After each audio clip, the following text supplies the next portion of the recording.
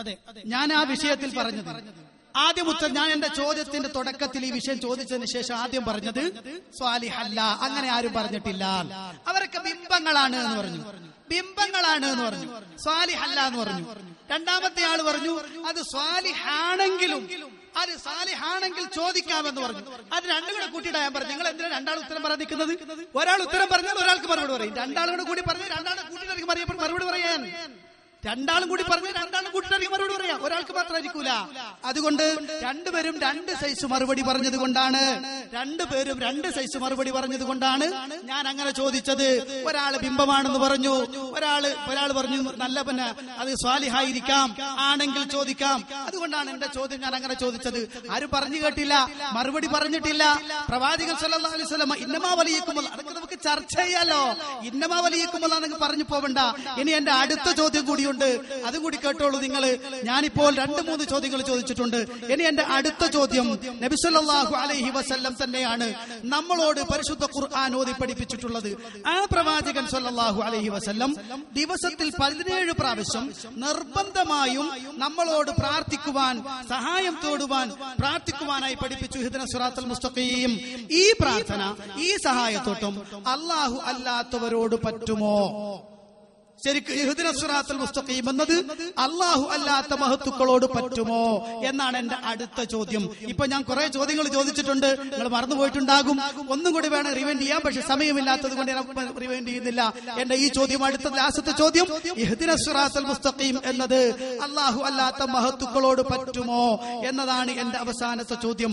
അതുകൊണ്ട് എല്ലാത്തിനും മറുപടി പറയണം. എന്തെങ്കിലും അങ്ങോട്ടും ഇങ്ങോട്ടും കളിക്കരുത്. ഉത്തരം കൃത്യമായി പറയണം. നബി സല്ലല്ലാഹു അലൈഹി വസല്ലം കൽപ്പിച്ചിട്ടുണ്ടോ എന്ന് ഞാൻ ചോദിച്ചത്. അതുപോലെ സ്വഹാബികൾ ചോദിച്ചിട്ടുണ്ടോ എന്ന് ചോദിച്ചു, മറുപടി കിട്ടിയില്ല.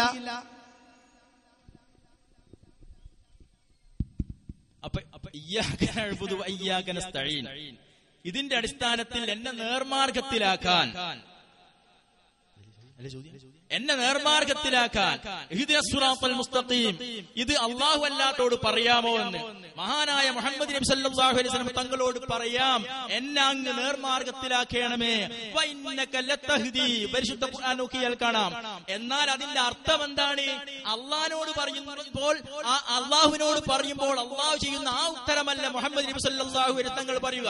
റസൂലുള്ളാഹി തങ്ങളോട് അങ്ങ് എന്നെ നേർമാർഗത്തിലാക്കണമേ എന്ന് പറഞ്ഞാൽ പരിശുദ്ധ ഇസ്ലാമിന്റെ നിയമം എനിക്ക് പഠിപ്പിച്ചു തരണം, ഷഹാദത്ത് എന്താണെന്ന് പഠിപ്പിച്ചു തരണം, പരലോക വിശ്വാസം പഠിപ്പിച്ചു തരണം. ഈ അർത്ഥത്തിൽ മഹാനായ നബി സല്ലല്ലാഹു അലൈഹി വസല്ലം തങ്ങളോട് അങ്ങനെ നേർമാർഗത്തിലാക്കണമേ എന്ന് പറയാം. അതിന് സുന്നത്ത് ജമാഅത്തിന്റെ പണ്ഡിതന്മാർ ആ വിഷയത്തിൽ തർക്കമില്ല.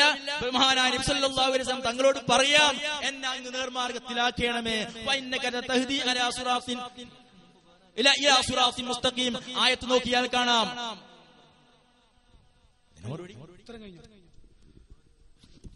അപ്പൊ ഇതിന്റെ കുറെ ചോദ്യങ്ങൾ ഉണ്ടായിരുന്നു, ഒറ്റ ചോദ്യങ്ങൾ മറുപടി പറഞ്ഞിട്ടുള്ളൂ. ശരി, അപ്പൊ ഇഹ്ദിന സിറാത്തൽ മുസ്തഖീം എന്ന് പറഞ്ഞാൽ അത് ചോദിക്കാം. അപ്പോൾ അർത്ഥം മാറുമെന്ന്. അർത്ഥം മാറും. ഞങ്ങളുടെ ചോദ്യം എന്താ? ചോദ്യം എന്തായിരുന്നു? അല്ലാഹു സുബ്ഹാനഹു തആലയോടാണ് ചോദിക്കുന്നത് ഇഹ്ദിന സിറാത്തൽ മുസ്തഖീം. ആ ചോദ്യം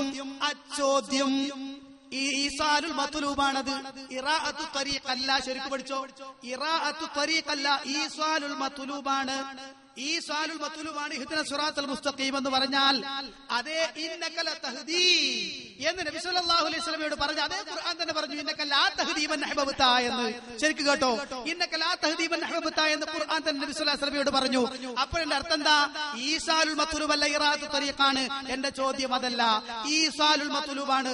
ഇഹ്ദിന സിറാത്തൽ മുസ്തഖീം എന്ന് ഖുർആനിൽ ഫാത്തിഹയിൽ 17 പ്രാവശ്യം നിർബന്ധമായും അല്ലാഹുവിനോട് ചോദിക്കാൻ കൽപ്പിച്ച ചോദ്യം, അത് മഹത്തുക്കളോട് പറ്റുമോ? അത് അല്ലാഹു അല്ലാത്തവരോട് പറ്റുമോ? നിങ്ങൾ അവിടെ ഒരു ഉരുണ്ട് കളിച്ചു. പറ്റും. അതേ നിലക്ക് നബി സല്ലല്ലാഹു അലൈഹി വസല്ലം ഇസ്ലാം കാര്യങ്ങൾ പഠിപ്പിച്ചു തരുമെന്ന നിലക്ക്, ദീൻ കാര്യങ്ങൾ മനസ്സിലാക്കി തരുമെന്ന നിലക്ക് അല്ല. എന്റെ ചോദ്യം അതല്ല. ഇഹ്ദിന സിറാത്തൽ മുസ്തഖീം എന്ന് അല്ലാഹുവിനോട് ചോദിക്കുന്നത് പോലെ അല്ലാഹുവിനോട് ചോദിക്കുന്നത് അച്ചോദ്യമാണ്. ഇറാഅത്തു ത്വരീഖല്ല. ശരിക്കും കേട്ടോ, ഇറാഅത്തു ത്വരീഖല്ല, ഈസാലുൽ മത്ലൂബാണ്. ഇഹ്ദിന സിറാത്തൽ മുസ്തഖീം എന്നെ നേർമാർഗത്തിലാക്കണേ എന്ന് പറഞ്ഞാൽ എനിക്ക് വഴി കാണിച്ചു തരണേ എന്നർത്ഥത്തിനല്ല. അപ്പൊ ഇന്നക്കല തഹ്ദി എന്ന് പറഞ്ഞതും ഇന്നക്കല്ലാ തഹ്ദി മൻ അഹ്ബബ്ത എന്ന് പറഞ്ഞത് രണ്ടും രണ്ടാണല്ലോ. അപ്പൊ ആ ചോദ്യത്തിനാണ് മറുപടി പറയേണ്ടത്.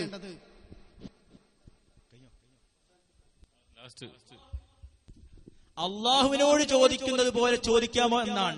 അള്ളാഹുവിനോട് ചോദിക്കുന്നത് പോലെ ഇഹ്ദിനസ് സിറാത്തൽ മുസ്തഖീം എന്നത് മാത്രമല്ല, ഒരു കാര്യവും ചോദിക്കാൻ പാടില്ല എന്നാണ് സുന്നത്ത് ജമാഅത്തിന്റെ വിശ്വാസം. അള്ളാഹുവിനോട് ചോദിക്കുന്നത് പോലെ. കാരണം അള്ളാഹു തആല സ്വയംഭൂവാണ്, സ്വയം കഴിവുള്ളവനാണ്, ഇലാഹാണ്. സ്വയം കഴിവുള്ളവൻ എന്ന നിലക്ക്, സ്വയം സഹായിക്കാൻ കഴിവുള്ളവൻ എന്ന നിലക്ക് അള്ളാഹിനോട് മാത്രമല്ലാതെ ലോകത്ത് ഒരു കാര്യവും ഒരാളോടും ചോദിക്കാൻ പാടില്ലാണ് അല്ലെന്നാണ് സുന്നത്ത് ജമാഅത്തിന്റെ വിശ്വാസം. വെറും ഇഹ്ദിനസ് മുസ്തഖീം എന്ന് മാത്രമല്ല, ഏത് ഭൗതിക വിഷയമാണെങ്കിലും അഭൗതിക വിഷയമാണെങ്കിലും ആ കാര്യകാരണ ബന്ധത്തിൽപ്പെട്ടതാണെങ്കിലും അതീതമാണെങ്കിലും അള്ളാഹിനോട് ചോദിക്കുന്നത് അവൻ സ്വന്തം കഴിവുള്ളവനാണെന്ന വിശ്വാസത്തോടെയാണ്, അവൻ ഇലാഹാണെന്ന വിശ്വാസത്തോടെയാണ്. ആ വിശ്വാസത്തോടു കൂടി ഒരു കാര്യം പോലും ഒരു കുട്ടിയോടും ചോദിക്കാൻ പാടില്ല എന്ന് ഏത് കാലത്തും ഏത് സന്ദർഭത്തിലും പ്രമാണങ്ങൾ ഉദ്ധരിച്ച് പറയുന്നവരാണ് സുന്നത്ത് ജമാഅത്തിന്റെ പണ്ഡിതന്മാർ എന്ന കാര്യം ഓർമ്മപ്പെടുത്തണം.